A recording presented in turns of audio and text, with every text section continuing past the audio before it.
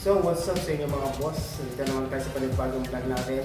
Pero sa araw na ito gagawa tayo ng setup para sa ating pang-motovlogging. So yun, bagong lahat, Merry Christmas. December 25 po ngayon. Kung kailangan lang natin para mabuo natin yung pang-motovlogging natin is kailangan natin ng helmet. Tapos yung pagkakabitan na mismo action cam dito sa helmet na to. Ito na mismo siya, naka-strap. Tapos itong pinakang malagoma niyang pinakang grip para hindi dumadas ang uso ng helmet natin. At saka meron na rin po siyang yung mismong mount. So yan. Hindi natin kailangan pang bumili o maglagay pa ng panibagong mount natin. So, i-update ko rin kayo kung magiging maganda pa resulta dito sa atin. At saka meron tayong action cam. And then, kailangan din natin ng external mic. And then, kailangan din natin ng panibagong casing. So, yan. So, dito magkabila ang butas ngayon. Kasi kailangan natin ng panibagong ganito is para yung USB port natin is may kakabit natin sa gilid ng action cam. Kasi kapag ganito, yan, papansin nyo naman, diba? So, wala siyang butas. So, meron siya talaga is yung pang push button niya ng bali, pang navigate. Pero pagkakabit ka ng USB port is wala. So, ito kasi is, yung ganitong casing kasi is pang underwater lang talaga. Kaya kailangan natin ng panibagong casing.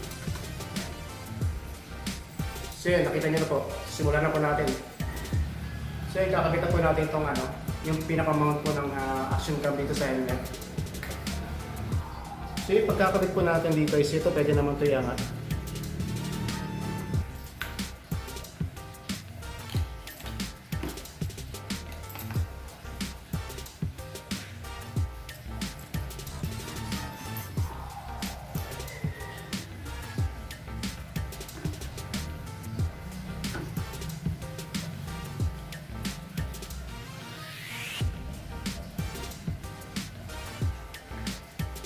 So yun po. Yun, ikabit na po natin yung ating pang-mount para dito sa helmet. So kahit na nakasara na po yung pinaka-visor niya, still. So hindi siya ganun kaluwat. Ang kulay blue po, siya po yung nagsisilbing grip para dito sa helmet para hindi po dumulas. Tapos at the same time, inasasara din po natin yung visor ng maayos.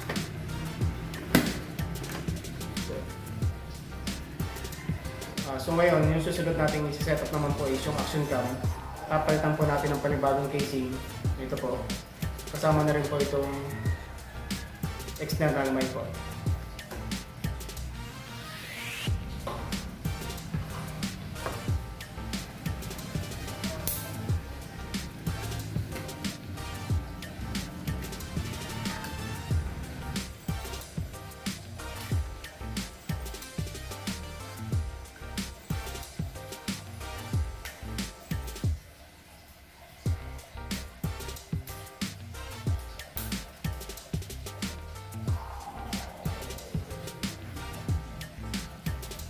Ayan po.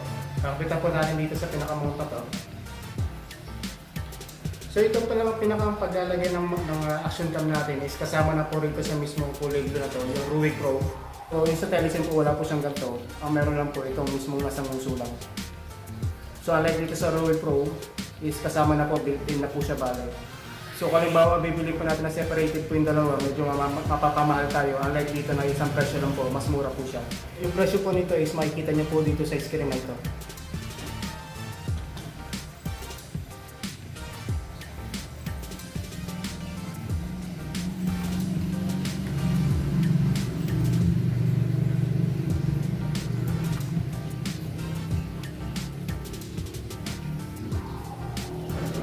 Sunod naman po itong mic na to. Check din po natin yung resulta nitong external mic na to kung magiging maganda ba. Kung hindi man, is gagawa tayong panibagong diskarte para matanggal yung pinakang hangin. Bago pala kayo bumili ng na external mic, i-check nyo mabuti kung tama ba yung USB dito sa pagkakabitan nyo sa action cam. Kasi magkakaiba po ng USB port po yung mga action cam. So kung halimbawa Type C din dapat kung bibilin yung external mic. Kasi kapag hindi, sayang lang yung effort o yung time pag halimbawa bibili kayo sa online. So yun po, check nyo mabuti. So ganito na muna yung setup natin, hindi muna natin siya i-permanent itong wire sa loob ng helmet. So ganito na muna. Ilalaylay muna natin para ma-check natin yung external mic kung magiging tama ba, kung wala ba magiging problema sa loob. Kung yung marireceive niya bang sasabihin natin wala po ibang sounds na makukuha. So yan, tetest muna natin.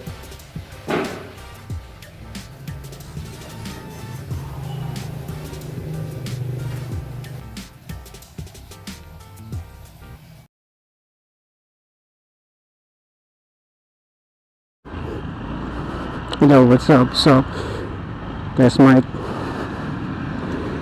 Test mic 1, 2, 1, 2. Yo, what's up? Sana magiging resulta ng ating mic. Kung maganda mic, narinig din ng maayos. So, good job. Pero pag hindi, nagawag natin panibagong diskarte para maging maayos yung external mic natin para hindi marinig yung pinakang yung sa garsa o kaya yung hangin, yung pinakatulog ng hangin o yung so, check natin mamaya. Sana maayos, pero kung hindi problema, yeah.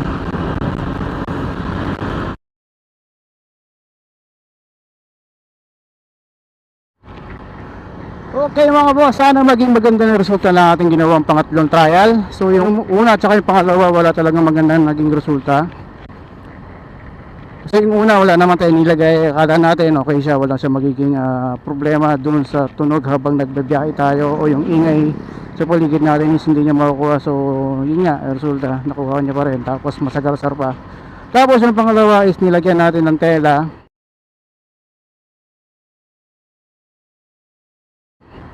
So binalot natin, still ganun pa rin kasi may nasasaga pa rin.